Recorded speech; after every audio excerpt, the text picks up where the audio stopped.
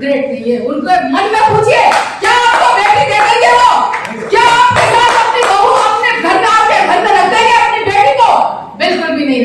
तो बाबा साहब डॉक्टर अम्बेडकर ने सोच समझ के ये कहा था कि जाति का उच्छेदन यदि करना है तो सबसे पहले अंतर जातीय विवाह करना शुरू करो।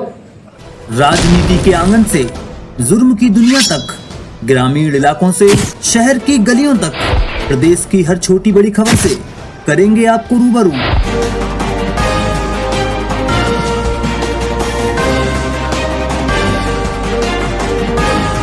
आज से गुजरी है वो किस दिल को पता है। बहुजन सम्यक संगठन के 8वें स्थापना दिवस में सबका स्वागत है। बहुजन सम्यक संगठन के देश के दूर दराज से आए पदाधिकारियों और कार्यकर्ताओं का मैं स्वागत करती हूँ। सम्मानित मंच पर आसीन डॉक्टर विजय सोनकर शास्त्री जी, भाजपा के राष्ट्रीय प्रवक्ता बाद में हैं।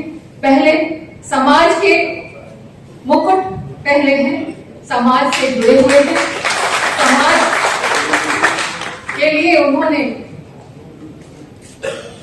पूरा जीवन न्यौछावर किया है, पूरे जीवन उन्होंने काम किया है। बड़े विचारक हैं, बड़े बुद्धिमान हैं, बड़े अच्छे वक्ता हैं, मैं उनका स्वागत करती हूँ।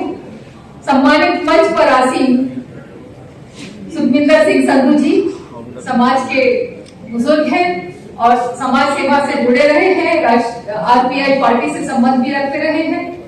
और श्रीमान उमेश सिंह गौतम जी, देशराज कर्णवाल जी, पूर्व विधायक पीके राघव जी, हमारे बड़े भाई हैं, रेलवे ट्रैफिक सर्विस के ऑफिसर हैं। सोरठिया जी मंच पर आसीन हैं। आप सभी लोगों का बहुत बहुत स्वागत है। जो मंच के इस तरफ बैठे हैं उनका भी स्वागत नहीं है, जो मंच के उस तरफ बैठे हैं उनका भी बहुत स्वागत है। बहुजन सम्यक संगठन एक सामाजिक संगठन है, एक गैर राजनीतिक संगठन है। इस संगठन का निर्माण लगभग 2012-13 में शुरू हो गया था और बहुजन सम्यक संगठन के निर्माण की प्रक्रिया 2-3 बरस तक चलती रही। सन 2015 में दिल्ली के वित्तीय ऑडिटोरियम से औपचारिक रूप से बहुजन सम्यक संगठन के जो घोषणा हमने की थी, उस समय घोषणा में जो उपस्थित हमारे भाई साथी थे वो आज भी इस सभा में उपस्थित हैं। कई लोग हैं, भले ही हाथ उठा करके ऊपर खड़ा करके और मोदी है और राजदलित है, कभी भी पीछे मुड़कर नहीं देखा। भले ही दलित को हीन दृष्टि से देखा जाता हो, हेय दृष्टि से देखा जाता हो, पर फिर भी बहुजन सम्यक संगठन के माध्यम से जो समाज के जो पिछाड़े हुए लोग हैं, जो वंचित लोग हैं, जो हाशिए पर पड़े हुए लोग हैं, उनका सम्मान बढ़ा है। और इसके लिए मैं अपने आप को भी बहुत अंदर से महसूस करती हूँ कि जो मैं अपनी तरफ से जो कर सकी संगठन के माध्यम से, मैं उसमें आज भी लगी हुई हूँ। एक लंबा समय हो गया, 2012 से 2022 10 बरस हो गए। इन 10 बरसों में ही जो बदलाव आने थे वो आए, बहुत से बदलाव आए। सबसे बड़ा बदलाव ये आया कि व्यक्ति की जो ऊर्जा होती है, जो उसकी जो ताकत होती है, जो उसकी काबिलियत होती है, उसको पहचानने का जो अवसर मुझे मिला, उसके लिए मैं समाज की बहुत आभारी हूँ, बहुत धन्यवाद करती हूँ। मैंने सही मायने में इंसानियत को पहचाना, हर व्यक्ति का सम्मान होता है इस बात को पहचाना।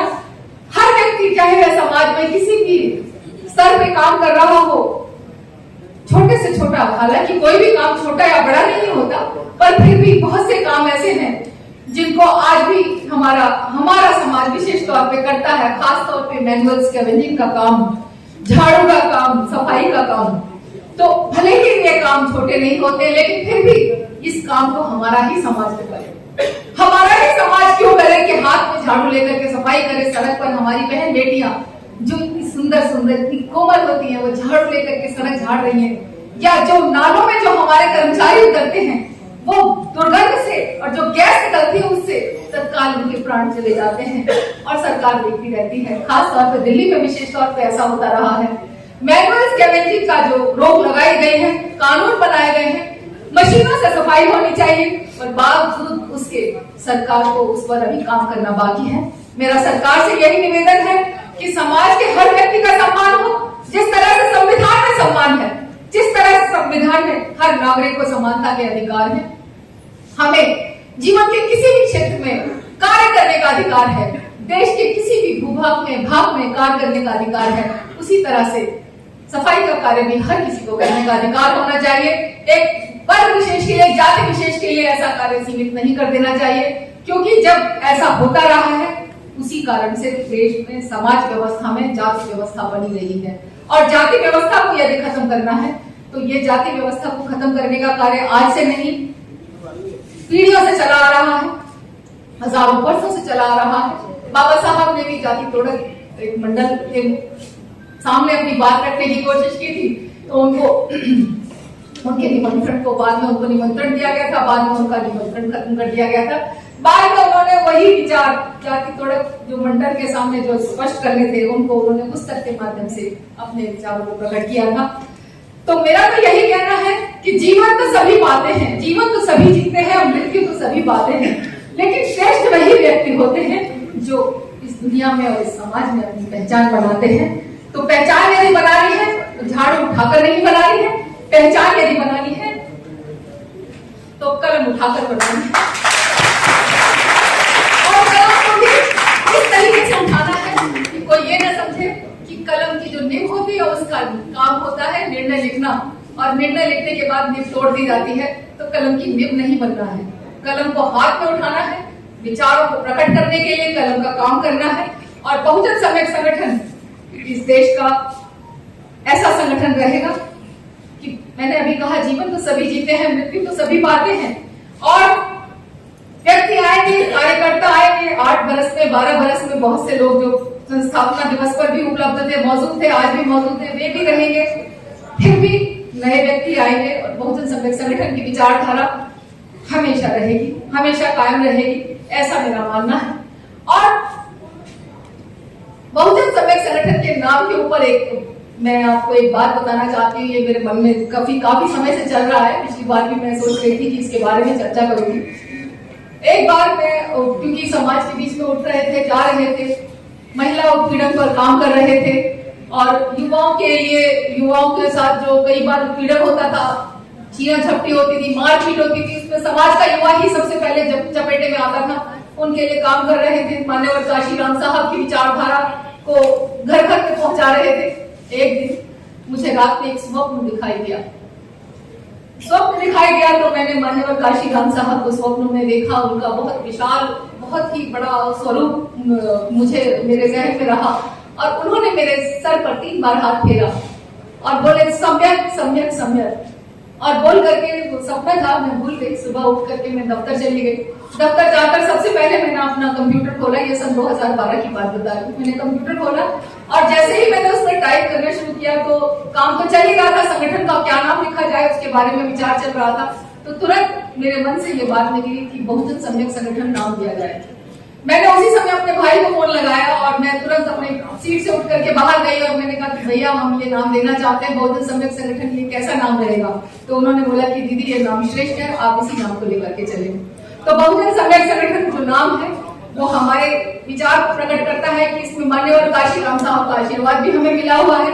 मान्यवर काशीराम साहब एक बहुत बड़ी शख्सियत थी, वो भुलाए नहीं जा सकते। ऐसे शख्सियत उन्होंने सही मायने में जो बहुजन है, जो दलित हैं, उनको जो ताकत होती है, जो व्यवस्था की ताकत होती है, जो सत्ता की ताकत होती है, उसको स्वाद चखाया, और न सिर्फ चखाया बल्कि इस देश की महिला को, दलित महिला को 4 बार मुख्यमंत्री भी बनवाया। उसके लिए आज भी मान्यवर काशीराम साहब को बहुत तहे दिल से नमस्कार करते हैं, और हम मान्यवर काशीराम साहब की विचारधारा को लेकर के चले हैं। मैं भारत सरकार की सेवा में थी, रेलवे IRS ऑफिसर हूँ, 1987 बैच के ऑफिसर हूँ। आप लोगों को तो बताने की जरूरत नहीं है, आप तो सब मेरे अपने ही हैं। 32 साल नौकरी करने के बाद मैंने ये सोचा कि 6 साल मेरे बाकी थे, चाहती तो मैं सर्विस में रहती, मेरे बैच में कभी मेंबर CVP बने हुए हैं।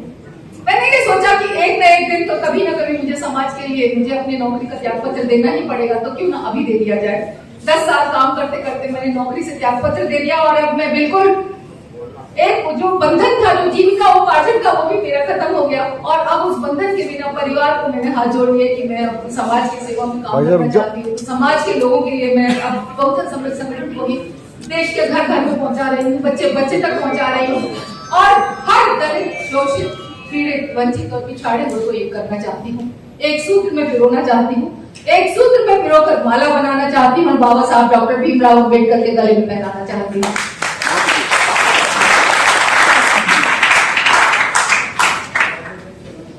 बहुत लंबे समय से एक ऐसा माहौल देश में बना हुआ है, और खास तौर पे हमारा जो समाज है, जो हम दलित बहुजन समाज के व्यक्ति हैं, मैं उन लोगों के लिए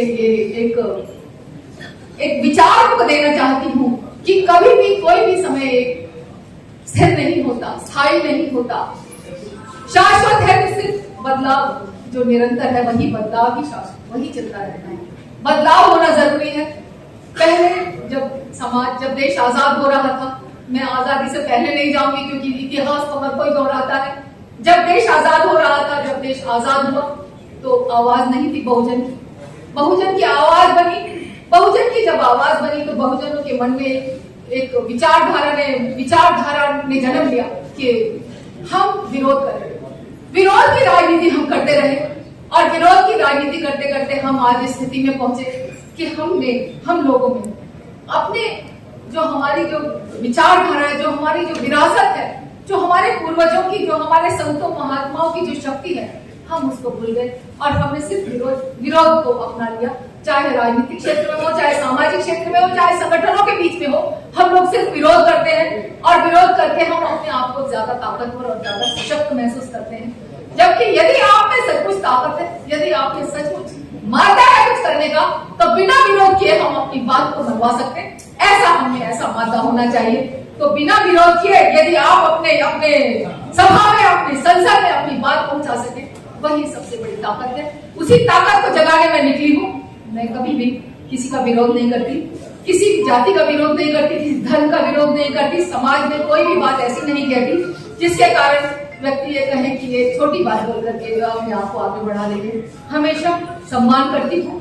हर व्यक्ति का सम्मान है, मेरा सम्मान है तो आपका भी सम्मान है, दूसरी जातियों के व्यक्तियों का भी सम्मान है। ये हमारे देश का दुर्भाग्य है कि हम जातियों में पैदा हुए हैं, वरना प्राकृतिक दृष्टि से हम सभी व्यक्ति समान हैं। हमारे लिए आंख, नाक, कान, हाथ, पैर, बुद्धि, मेधा वो सभी हमारी है, और हम उसको यदि अपने तरीके से काम करें तो हम किसी भी जाति में जरूर हम सब एक समान हैं। और संविधान जिसे बाबा साहब डॉक्टर अम्बेडकर ने लिखा था, उस संविधान में हम सभी को समानता के अधिकार हमें दिए गए हैं, और अवसर की समानता के जो अधिकार हमें दिए गए हैं, तो कोई कारण नहीं है कि हम में से कोई ऊंचा या कोई नीचा या कोई छोटा या बड़ा हो। हम चाहे तो हम अपनी जो हमारी व्यक्तिगत जो क्षमता है उसको श्रेष्ठता के चरम पर पहुंचा सकते हैं। ये हमारे प्रयासों के कारण हो सकता है। यदि हम काम करने निकले और हमारा काम नहीं बनता है तो इसके पीछे हम खुद जिम्मेदार हैं। लेकिन क्या है, हमारे विचारों में पीड़ित मानसिकता ने जन्म ले लिया। हम एक पीड़ित मानसिकता के साथ जी रहे हैं कि मैं पीड़ित हूँ, मैं पीड़ित था, मैं पीड़ित रहा और मैं पीड़ित रहूंगा। इस विचारधारा के साथ हम चलते रहे हैं। ये जो विचारधारा है ये हमें समाज के शीर्ष पर पहुंचने से हमेशा रोकती रही है। मैं आज भी कहती हूँ, victim can never be victim. जो विक्टिम है वो कभी विक्टर नहीं हो सकता, जो पीड़ित है वो कभी नेता नहीं हो सकता। तो यदि नेता आप हैं, यदि आप लीडर हैं, नेता का मतलब राजनेता नहीं होता। राजनीतिक क्षेत्र में जो नेता होता है वही नेता नहीं होता। जीवन के हर क्षेत्र में नेता होता है। हॉस्पिटल में वार्ड बॉय नेता होता है, मंदिर में भी एक नेता होंगे, और हम घर में भी जो परिवार होता है उसमें भी एक नेता होता है, परिवार का मुखिया होता है। समाज के हर क्षेत्र में एक नेता होता है। तो हम नेता हम तभी बन सकते हैं जब हम पीड़ित मानसिकता का त्याग करें, और पीड़ित मानसिकता का त्याग करने के लिए भारतवर्ष में हमारे पास वो सब उपलब्ध है कि हमें अब और पीड़ित मानसिकता के साथ अपने जीवन को नहीं जीना चाहिए।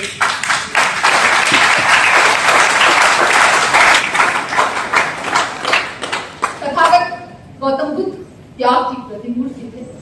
सबसे बड़ा त्याग इस देश में, इस इतिहास में, भारत के इतिहास में यदि किसी ने किया है तो तथागत गौतम बुद्ध सिद्धार्थ ने किया, जो राजकुमार थे, जो एक राजा के वंशज थे और एक राज सत्ता के आसीन थे उस पर।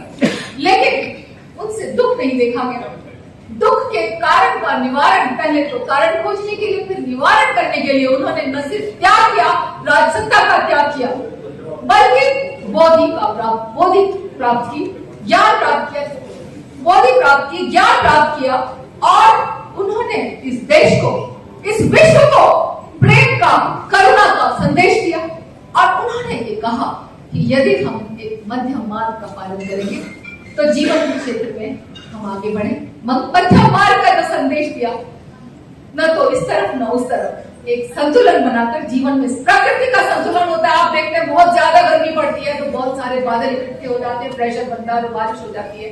बहुत ज्यादा सर्दी पड़ती है तो हवाएं चलती है और धूप निकल आती है। और इसी तरह से संतुलन स्थापित करने के लिए तथागत गौतम बुद्ध ने जो मध्यम मार्ग का संदेश दिया, बहुजन सम्यक संगठन उसी मध्यम मार्ग पर चल रहे हैं। और तथागत गौतम बुद्ध ने कहा था कि जीवन रूपी वीणा के स्वरों को इतना न कसो कि उसमें से जीवन रूपी संगीत न निकल पाए, और इतना भी ढीला मत छोड़ो कि जीवन रूपी जो स्वर संगीत है उसमें से बंद हो जाए और टूट जाए। तो मेरा यही कहना है कि संतुलन पर काम करेंगे, और संतुलन से हम काम करेंगे, आगे बढ़ना है। हम अब खत्म नहीं होंगे।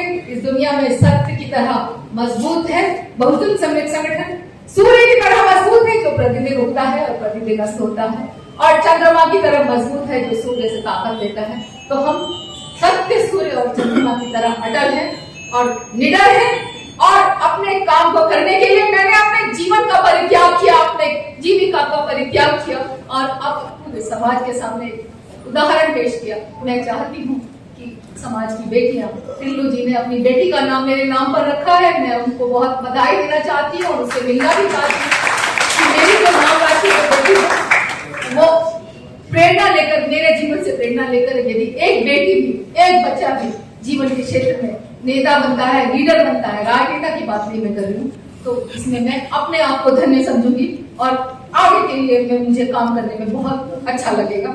मेरा यही कहना है कि हम डॉक्टर अम्बेडकर को पढ़ते तो हैं, लेकिन हम डॉक्टर अम्बेडकर पर चिंतन नहीं करते। तो डॉक्टर अम्बेडकर को सही से पढ़ना यदि जरूरी है तो उसके लिए हमें फिर से एक बार पुस्तकों का मनन करना पड़ेगा, चिंतन करना पड़ेगा, अध्ययन करना पड़ेगा, और तब हमें बात करनी पड़ेगी। वो रटे रटाए 4 डायलॉग है कि शिक्षा वो शेरनी का दूध है, कि जो पिएगा वो दहाड़ेगा। दहाड़ना भी बेवजह नहीं है। आप तब बोलिए जब जरूरत है। प्रकृति में संतुलन स्थापित करना है तो तब बोलिए जब उसकी जरूरत है, नहीं तो मत बोलिए। और बुराई को बुराई से खत्म करने की कोई जरूरत नहीं है, बुराई को अच्छाई से खत्म करना है। अच्छी बात करो, अच्छी बात सुनो, अच्छाई करो, जैसे जियो। जब चाहे ये दुनिया बुराई करे, तुम ना बुराई करो, अच्छी बात करो, अच्छी बात करो, अपनी योग्यता का लोहा बनवाओ। और मैं समझती हूँ कि जीवन के हर क्षेत्र में कार्य करना जरूरी है, चाहे वह राजनीति ही क्यों न हो। यही सोचकर मैंने भी सामाजिक सरकारी नौकरी से त्याग पत्र दिया। मैं राजनीति में हूँ, पर यह सामाजिक मंच है। बहुजन सम्यक संगठन हमेशा सामाजिक संगठन ही रहेगा। मैं आज आपको विश्वास दिलाना चाहती हूँ कि बहुजन सम्यक संगठन 100 बरस जिएगा, 500 बरस जिएगा, 1000 बरस जिएगा, ये तो आप लोगों पर और आपके आने वाली पीढ़ियों पर निर्भर करता है। मेरा ये विचार है कि व्यक्ति आए या जाए, विचारधारा कभी नहीं मरती। तो विचारधारा को लेकर चली हूँ, विचारधारा को लेकर काम कर रही हूँ, जीवन में त्याग करने का मादा रखती हूँ, संघर्ष करने का मादा रखती हूँ, और संघर्ष से कभी जी नहीं जुड़ाती। आपसे यही निवेदन है कि बहुजन सम्यक संगठन को घर घर में पहुंचाए। अभी हम जल्दी ही बहुजन सम्यक संगठन की पूरे राष्ट्रीय स्तर पर कार्यकारिणी का गठन करने जा रहे हैं। यहाँ पर हरियाणा से, आंध्र प्रदेश से, तेलंगाना से, गुजरात से जितने भी साथी आए हैं, और हरियाणा और मध्य प्रदेश, राजस्थान से भी, उनसे मेरा ये निवेदन है कि मुझसे मिलकर के जाएंगे, शाम को बात करेंगे, हम लोग मीटिंग करेंगे, उसके बाद हम जाएंगे। और जो संतों और विचारकों की जो विचारधारा है, जो समाज सुधारकों की विचारधारा है, उस पर हम काम करेंगे। क्योंकि इस देश के जो संत और समाज सुधारक हैं, उन्होंने ही इस देश की जो परंपरा है उसको अक्षुण्ण रखा है। जाति में पूछो साधु की, पूछ लीजिए ज्ञान। ये बातें आज की नहीं है, ये तब से चली आ रही है। मैं भाई देशराज जी से एक निवेदन करना चाहती हूँ कि उन्होंने जो गजट में अपने नाम के सामने चमार साहब लिखवाया, वो भले ही उनका मत रहा हो, लेकिन मेरा अपने समाज के लोगों से, व्यक्तियों से, भाइयों से ये निवेदन है कि देश में हजारों जातियां हैं, 6 6,743 जातियां हमारी समाज की हैं, उसमें भी उपजातियां भरी हुई हैं। तो उन जातियों में हम यदि अपनी अपनी जातियों को लेकर के चलेंगे तो जाति का निवारण कैसे होगा, जाति का उच्छेद कैसे होगा, तो जाति खत्म कैसे होगी। तो मेरा ये कहना है कि नाम के पीछे सरनाम बिल्कुल न लगाए, कुमार लगाए, असीम लगाए, सामान्य सभी व्यक्ति लगा सकते हैं।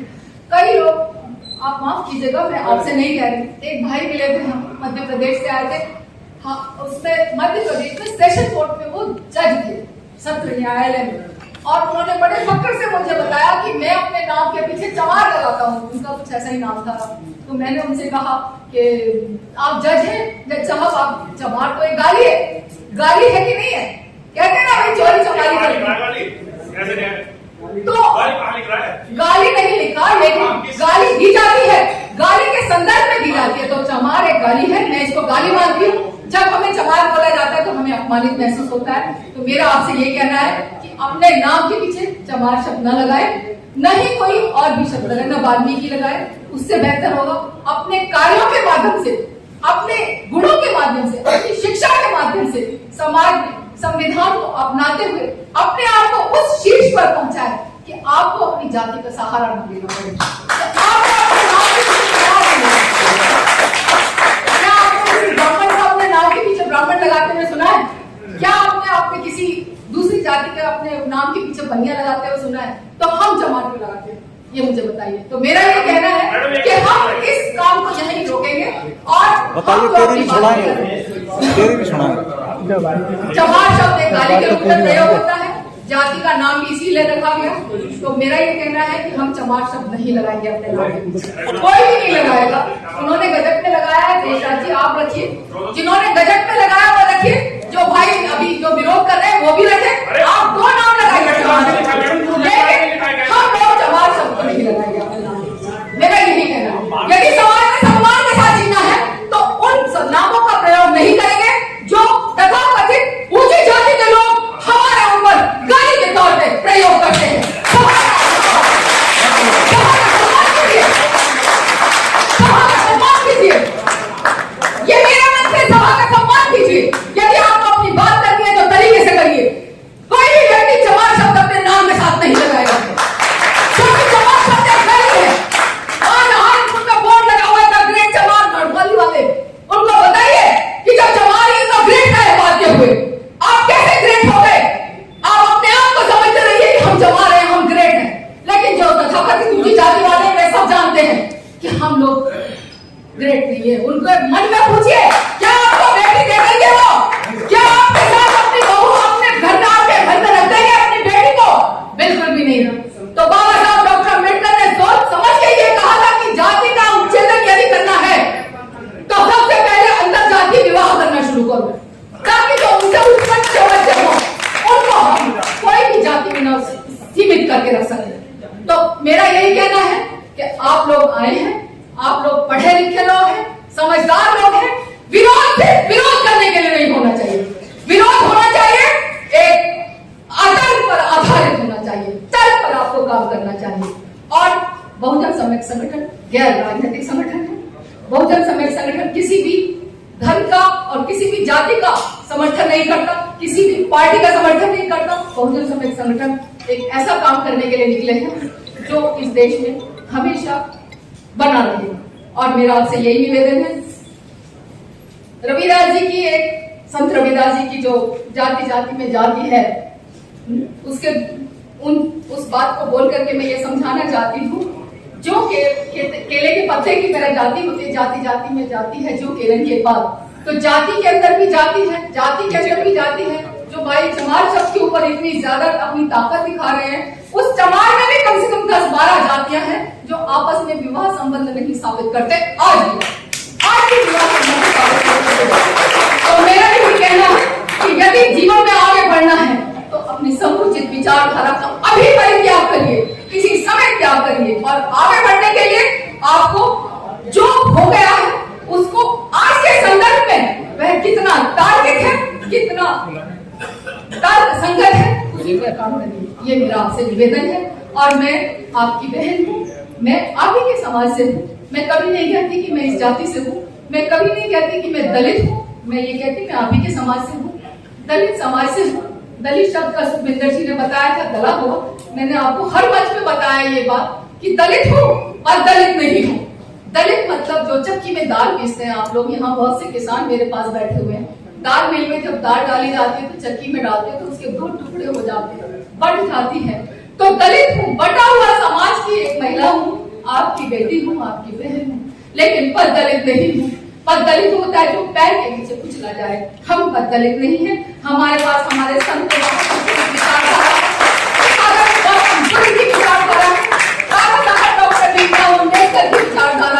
माननीय प्रकाश राम साहब की विचारधारा है।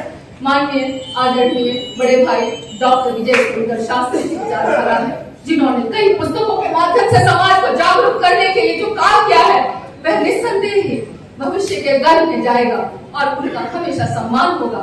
डॉक्टर अंबेडकर के बाद यदि कोई विचारक इस देश में हुआ है इतना बड़ा तो डॉक्टर विजय सुंदर शास्त्री हैं। मैं उनका फिर एक बार सम्मान करना चाहूँगी। बात को यहाँ पर मैं समाप्त नहीं करती, आगे और भी बात करूंगी। बहुत धन्यवाद। जय हिंद, जय भारत।